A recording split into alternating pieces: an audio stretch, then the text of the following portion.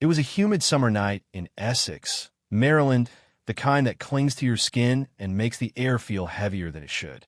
The time was just after 11 p.m. on July 28, 2021, when Baltimore County Police Officer Kevin Jones noticed a gray Nissan versus speeding through the 6500 block of Eastern Boulevard.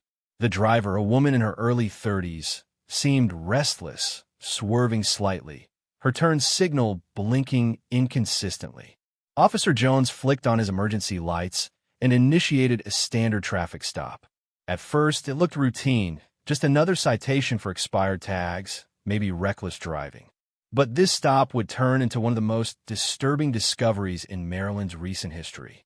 The woman behind the wheel was identified as Nicole Johnson, a 33-year-old resident of Baltimore. To the officers on scene, she seemed nervous but not unusual, fidgeting, glancing in her rearview mirror, giving short, evasive answers. Jones noticed a faint smell coming from the car, not strong enough to raise alarm yet, but distinct. As he approached, she rolled down her window halfway, keeping her body stiff, eyes forward.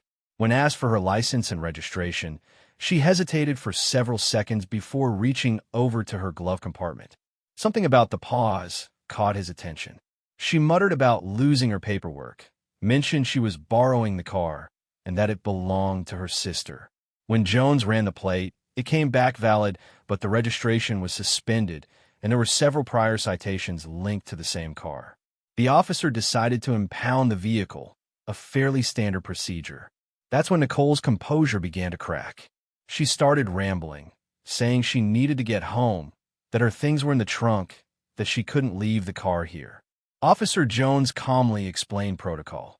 The car would be towed. She could collect her belongings. It was then that she made a strange comment. "You're going to smell it anyway." At that moment, everything changed. As the officer later reported, there was a stillness, the kind that comes before realization. The faint odor he'd noticed earlier had grown stronger, sharper. Something was undeniably wrong. He asked her to step out of the vehicle. Johnson resisted at first, saying, "I can't do this now." But after a brief exchange, she complied. Backup arrived within minutes. Officer Jones, joined by Officer Rachel Owens, began a standard vehicle search before towing. When they reached the rear of the car, the smell became overpowering. Owens recalled later in her report, "It was the kind of smell you never forget." They opened the trunk. Inside, wrapped in black plastic trash bags and secured with duct tape, were what appeared to be human remains, small, fragile, unmistakably the bodies of two children. The officers froze for a moment, their flashlights trembling. Owens immediately stepped back, calling over the radio. "Dispatch, we have possible human remains. Requesting homicide and CSI to Eastern Boulevard, vehicle impound site." The dispatcher paused before confirming. "Copy that." Securing perimeter. Nicole Johnson, standing just a few feet away, didn't react the way anyone expected. She didn't scream, didn't cry, didn't run.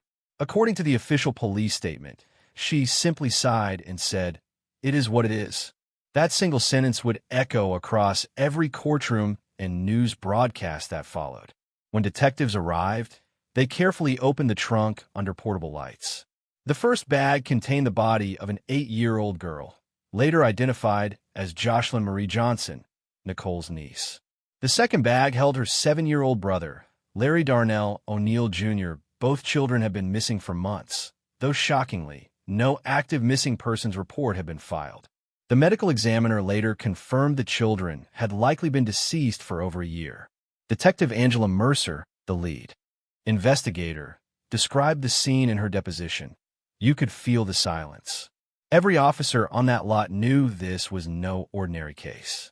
2 kids, 2 lives, hidden in a trunk, driven around for months."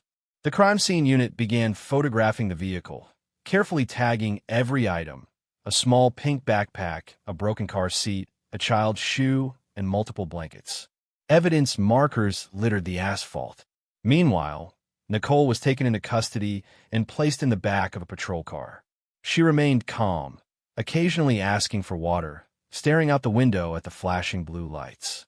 During the initial interrogation at the precinct, she admitted something few could comprehend. She had been keeping the children's bodies in her trunk for months. She told detectives she hadn't known what else to do after they died. When asked why she never called authorities, she gave a hauntingly detached answer: because they were already gone. Investigators quickly reached out to the children's mother, Tasha O'Neill, Nicole's sister, who lived in Baltimore City. She broke down when informed of the discovery. She claimed she had left the kids in Nicole's care temporarily, never imagining the tragedy that would unfold.